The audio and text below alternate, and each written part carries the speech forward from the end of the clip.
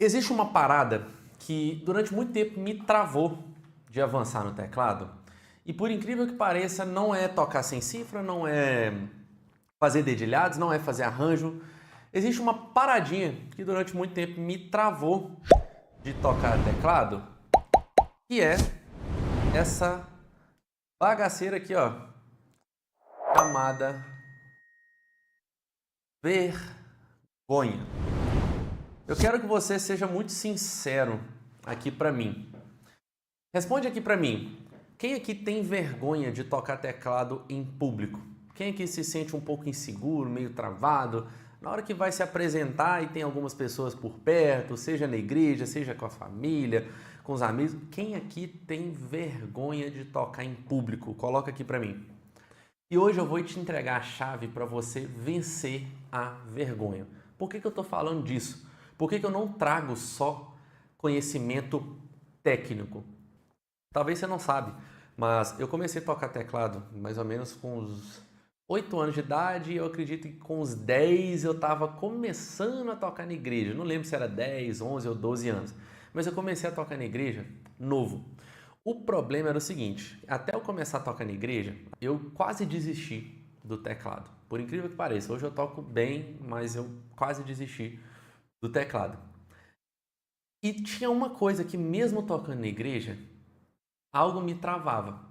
Depois de muito tempo, eu descobri que era a tal da vergonha. Eu era um tipo de pessoa que em casa, novinho, eu já conseguia fazer uns dedilhados. Conseguia fazer alguns arranjos. Conseguia fazer coisas desse tipo. E eu demorei muito para poder conseguir fazer isso aqui. Só que, mesmo eu conseguindo fazer alguns arranjos, algumas coisinhas legais em casa, quando eu chegava na igreja, eu não tinha coragem de executar. Ou seja, uma música dessa aqui, por exemplo, ó. Eu me rasgo por inteiro. Eu poderia tocar dessa forma, mas como que eu tocava? Mas vem novamente, eu mergulho só parado ou marcando, eu não me arriscava por conta da bendita vergonha.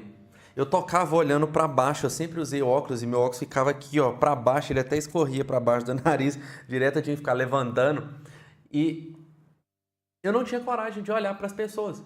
Por quê? O meu receio era todo mundo estar olhando para mim e eu errar. E o meu receio de fazer algo diferente era as pessoas sentirem, opa, o som do teclado tá bonito. E o olhar ir todo para mim. Eu não queria chamar atenção. Eu não queria nenhum olhar direcionado para mim, porque eu ia me sentir inseguro. E aí, eu pesquisando um pouco mais sobre o que era essa tal vergonha, não sei se você sabe, mas eu descobri que o contrário de vergonha, aqui ó, existe a vergonha, mas o contrário de vergonha, sabe qual que é o contrário de vergonha? O contrário de vergonha é sociabilidade ou naturalidade. Olha que louco. Sociabilidade ou naturalidade. Esse é o contrário de vergonha. Quando a gente está num estado de vergonha para tocar, o que acontece? A gente parece que não está no nosso natural. A gente está num nível de desconforto. A gente não está se sentindo bem à vontade. E tem uma coisa que eu sempre falo, principalmente com os meus alunos, é o seguinte: o sentimento vem antes da técnica. Eu quero que você escreva isso aí para você guardar. Toda vez que você anota, você guarda. Toda vez que você pratica, você guarda mais. Toda vez que você anota, toda vez que você fala o que você aprendeu para alguém, você fixa. Então escreve aqui. O sentimento vem antes da técnica. O que acontece? Se eu estou no teclado, se você está no teclado, meio que paralisado, você não está naturalmente confortável, você também não vai conseguir expressar isso tecnicamente. Ninguém consegue tocar com baita sentimento assim, ó. Não dá. Não dá. É incrível. Faz um exercício comigo. Você está aí na sua casa, qualquer lugar, você vai fazer o seguinte. Você vai dobrar os seus joelhos, deixa suas pernas juntas. Você vai fazer o seguinte, ó, você vai entrelaçar os seus dedos, entrelaça os dedos, fecha a cara, enruga a cara, faz cara de bravo, abraça o seu joelho, fica assim por 15 segundos. Tenta pensar em alguma coisa boa, com a cara fechada, os ombros para baixo, tenta pensar em alguma coisa boa. Faz cara de bravo, de desanimado.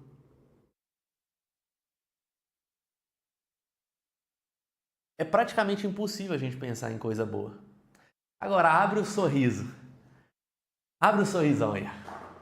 A gente já consegue ficar mais alegre. Você fala, nossa, só de eu abrir o sorriso aqui, ó, eu já olhei para todos os meus equipamentos e mesmo travando as coisas aqui, igual no início da live, falei, cara, quanto tempo eu sonhei em ter os 2 monitores que eu tenho, quanto tempo que eu sonhei em ter o tecladão que eu tenho aqui. Os problemas acontecem, mas quantas vezes eu pedi para Deus as coisas que eu tenho hoje?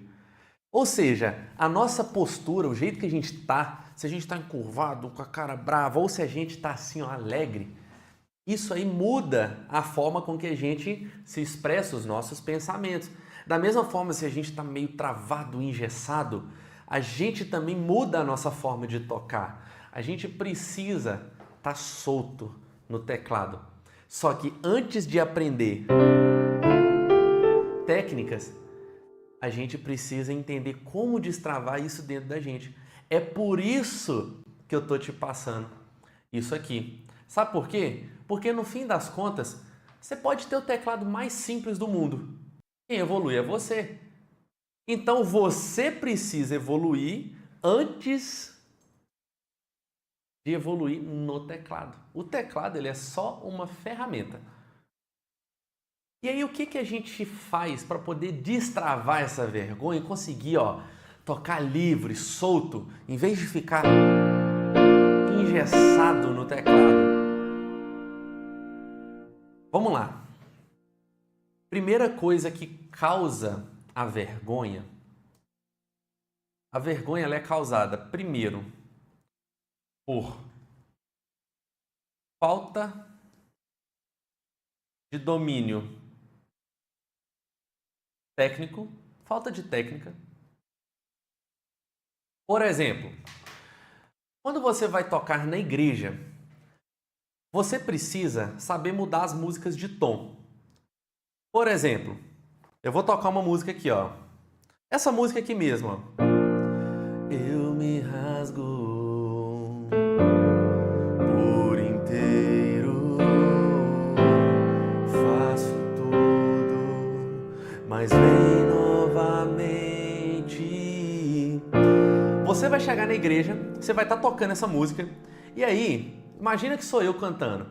Eu tô até conseguindo cantar, mas minha voz não tá destacando. Se você estiver tocando teclado e eu cantando, eu vou falar pra você assim, ó, minha voz tá meio baixa.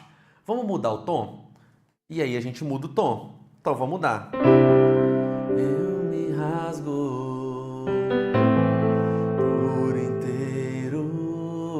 Não, eu não tô sentindo que minha voz está destacando ainda. Vamos mudar o tom de novo? Então eu vou tocar em outro tom. Eu me rasgo por inteiro, faço tudo, mas vem novamente, eu mergulho. Agora minha voz já destacou um pouquinho mais, ou seja, eu mudei o tom. Quando você for tocar na igreja, você precisa desenvolver essa habilidade de mudar o tom. Imagina se você num ensaio, ou às vezes até no meio do louvor, o cantor, a cantora vira para você e fala assim, ó, vamos mudar o tom, vamos baixar o tom, vamos subir o tom. Se você não souber, você vai ficar com vergonha, você já vai ficar travado, você já vai fugir do seu estado natural de conforto, porque você não tem o domínio técnico, você não sabe como mudar o tom. Ou às vezes você tá com uma cifra no celular, você pegou o seu celular lá, tá com a cifra, colocou na frente aqui, vai ler, e aí chega em um determinado momento que só a cifra tá marcando dó, mas do restante da banda tá marcando um outro acorde, mi menor. Putz, você vai ficar com vergonha, porque se a cifra tá errada, você tá seguindo ela ali, mas você não sabe como consertar, ou seja, falta de domínio técnico, certo? Outra coisa, outro exemplo, quando o seu som do teclado tá feio, quem aqui já sentiu isso? Você tá tocando, mas você fala assim, nossa, cara, que som esquisito. Você já fica pensando assim, nossa, será que as pessoas estão escutando esse som feio meu aqui? Você não sabe fazer o som ficar mais bonito e aí você fica com vergonha. Você sente que tem alguma coisa errada, mas você não sabe corrigir isso. Ou seja, falta de técnica para mudar isso. Vocês estão me entendendo? Você está me entendendo aqui? Então clica no joinha, fecha o chat, clica no joinha para eu saber se você está entendendo ou não. Existem várias situações técnicas que a gente precisa resolver. Isso faz a gente ficar com vergonha. Só que também tem uma outra coisa que faz com que a gente fique com vergonha. Não é só a falta de técnica, é também o quê? É também a preocupação. Opa, deixa eu colocar um silencioso aqui, perdão, povo. Preocupação com os outros.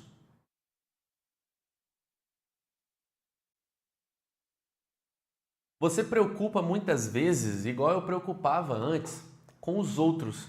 Você toca, mas você fica pensando, o que que fulano vai pensar de mim? Será que o povo vai achar que eu estou tocando bem? E se eu errar, será que as pessoas vão me julgar? No seu subconsciente você fica pensando isso. E aí o que que acontece? Você não respeita o seu processo. Responde aqui para mim. É possível alguém aprender teclado sem errar nada? Sim ou não? Tem como não, gente. E eu fico feliz quando eu vejo as pessoas errando. Sabe por quê? Porque existe as pessoas sonhadoras. Não seja esse tipo de pessoa. As pessoas sonhadoras são as pessoas que sonham em tocar teclado, mas nunca fazem. E existem as fazedoras. As fazedoras, elas praticam, buscam estudar, investem no teclado, investem no curso, estão ali se dedicando e são essas pessoas que erram. As únicas pessoas que não erram são as sonhadoras, mas as sonhadoras também não param de sonhar, elas nunca realizam, só ficam sonhando. As fazedoras, elas um dia sonharam, mas agora elas estão realizando o sonho. É do tipo sonhador ou fazedor? É simplesmente isso, a diferença entre quem aprende e quem não aprende. Todo mundo consegue aprender, independente de dom, de idade, qualquer coisa, tá? Só que você precisa respeitar o seu processo, porque você vai errar. Então eu já te falei que o primeiro passo para você vencer a vergonha é desenvolver a habilidade. É só você continuar comigo aqui, que a gente vai aprendendo. E no projeto Tecladista do Zero, em 4 dias eu duvido você não aprender de verdade, mesmo que você nunca tenha tocado, tá? Agora, como que a gente acaba com essa preocupação com os outros? 3 passos, bora lá? Anota isso aí. Cara, você vai ver a simplicidade que vai ser aqui hoje. Lembra disso. Quem aprende é quem faz, não quem sonha. Quem faz, tá? Presta atenção. Como que a gente vai vencer a nossa vergonha, essa dificuldade de ficar se comparando? Primeiro, é normal que a gente se compare algumas vezes, mas a gente não pode deixar isso nos dominar, tá? Primeira coisa que eu entendi, um texto que eu li 300 vezes e eu nunca tinha prestado atenção. Gênesis 1, 26. O que está escrito em Gênesis 1, 26? Vocês foram criados imagem e semelhança de Deus. Eu já li esse texto um monte de vezes. Teve um dia que caiu a ficha. Estava numa palestra, o cara falou assim, Vocês foram criados, mas ele detalhou o texto. Eu falei, caraca, eu nunca tinha prestado atenção nisso. Olha só. Se a gente entende que a gente é a imagem e semelhança de Deus, ou seja, nós somos parecidos com Jesus. Não, Thiago, mas Jesus foi perfeito, Jesus fez um monte de milagres, Jesus é muito melhor que a gente. Sim, Jesus é muito melhor do que a gente. Mas a nossa humanidade, ela tem muita semelhança com Jesus e Jesus veio na Terra justamente para mostrar para a gente que ele também chora, que ele também fica irado, que ele também é dependente de Deus, mesmo sendo 100% homem, 100% Deus. Ele mostrou como que a gente é capaz de viver na Terra. Se ele conseguiu, a gente também consegue. Só que aí qual que é o problema? A gente não entende que a gente é a imagem e semelhança de Deus e a gente se diminui querendo sempre parecer com outras pessoas e a gente nunca expõe a nossa individualidade. É pesado. Então, primeira coisa, identidade. Você não é aquilo que as pessoas falam. As pessoas falam, você é chato, você é feio, você é ruim, você não serve para nada, você não serve para isso, você não serve para poder tocar teclado. Na verdade, Deus te fala, você foi feito em imagem e semelhança de mim. Você foi chamado de filho. Você nasceu para dominar sobre todas as coisas. Você nasceu para poder ser luz do mundo. É isso que você é. Se apega somente a isso aqui, ó. A sua identidade em Gênesis 1, 26. A segunda coisa para você vencer a sua vergonha é o seguinte: você precisa vencer o medo do julgamento. A gente fica o tempo todo limitando de fazer as coisas porque a gente pensa, poxa, será que fulano vai gostar? Será que quando eu for tocar as pessoas vão me julgar? Será que as pessoas vão gostar do meu som? A gente fica com medo do julgamento e a gente cria algo na nossa cabeça e a gente fala assim, eu não vou fazer isso porque fulano vai agir assim, eu não vou fazer isso porque fulano vai acontecer e vai me, sei lá, vai me julgar. A gente fica com esse medo do julgamento.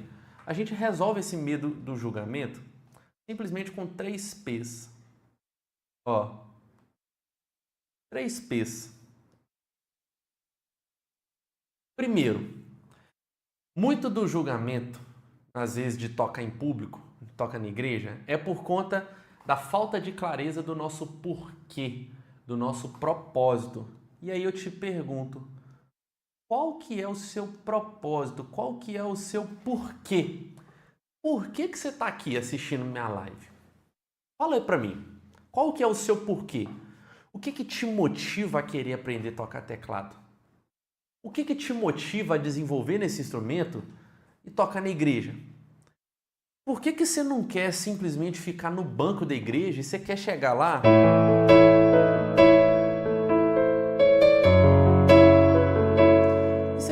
e tocar? Responde pra mim. Qual que é o seu porquê? Por que você está aqui me assistindo? Quando você tiver a resposta disso, você sempre vai lembrar disso e não vai ficar preocupado com o julgamento das outras pessoas.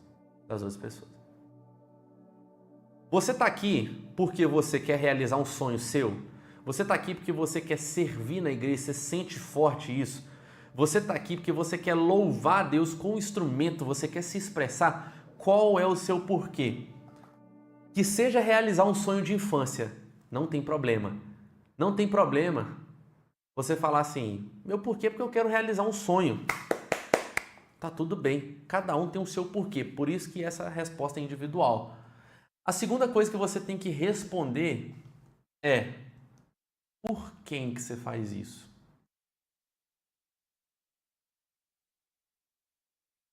Por que você quer aprender a tocar teclado? Não, eu faço pelas pessoas da igreja, eu faço pela igreja que está precisando.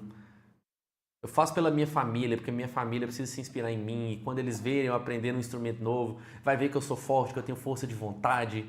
Ou então não, você fala assim, eu quero aprender teclado porque é o meu sonho de infância. Então bate no peito e fala, eu estou aprendendo é por mim. Não tem problema, isso não é ser egoísta.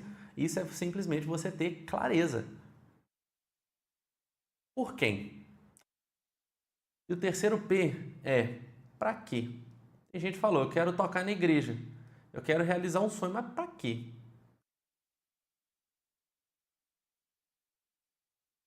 Por que que eu estou aqui te ensinando, por exemplo? O meu porquê é porque eu entendi que tudo que eu venci de timidez, de vergonha, de crise de identidade, isso aí é para poder ajudar outras pessoas. Então, se eu venci, existe um propósito por trás disso e Deus quer que eu espalhe para as pessoas. Eu faço isso de várias formas e uma delas é através do teclado.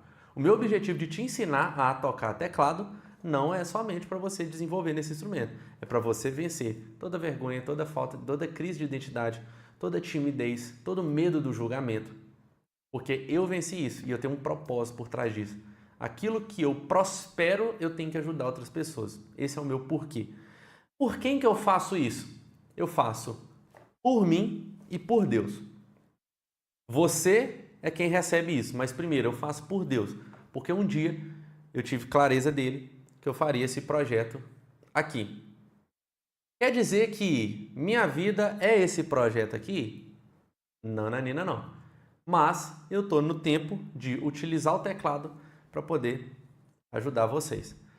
Então eu faço por Deus, para entregar para vocês e por mim, porque toda vez que eu falo dele, eu também me renovo. E para que eu faço isso? Eu faço isso para poder fazer a diferença no reino de Deus, na minha vida e na vida das pessoas. O meu objetivo de te ensinar teclado é o quê? Te ensinar como que você vai fazer a diferença na sua vida. Você vai ganhar autoestima, você vai ganhar confiança, vai ser uma loucura quando você desenvolver nesse teclado. E o meu objetivo é que você use esse instrumento para fazer a diferença na vida das pessoas. Por quê? Você simplesmente pode cantar uma música com as suas bocas, tranquilo, mas você pode utilizar também esse instrumento. E quando você colocar os dedos nesse instrumento, aquilo que você tem dentro de você, que é a glória de Deus, isso vai ser transmitido através do seu som. E isso vai abençoar outras vidas. Cara, isso é muito forte. Então você vence a vergonha desenvolvendo habilidade técnica e você vence também tendo clareza da sua identidade, respondendo esses 3 P's aqui, para você não ter medo do julgamento. E por fim, evoluindo. A raiz da palavra evolução significa mudança. Não é melhorar. A raiz da palavra evolução é mudança. Existe uma Maria, existe um Aralda, existe uma Vanusa, existe um Romildo, existe um Francisco, existe um Luiz hoje. Mas você amanhã tem que ser totalmente diferente disso aqui. Você antes era um sonhador, agora você é um fazedor. Você antes era um sonhador, você agora é alguém que faz a diferença. Você antes tinha vontade de ser tecladista, você agora se torna um tecladista. Evolução é mudança. E só tem como você mudar com compromisso. Não tem como você mudar com as coisas na sua cabeça esperando que elas caiam do céu. Só tem como você mudar com atitude.